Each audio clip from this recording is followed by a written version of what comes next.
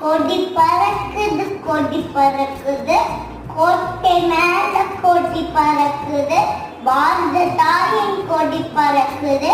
அனைவருக்கும் வணக்கம். இன்று ஜனவரி 26 76வது குடியரசு தினம் கொண்டாடுகிறோம்.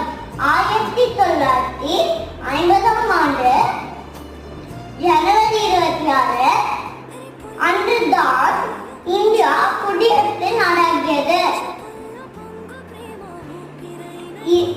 குடியரசு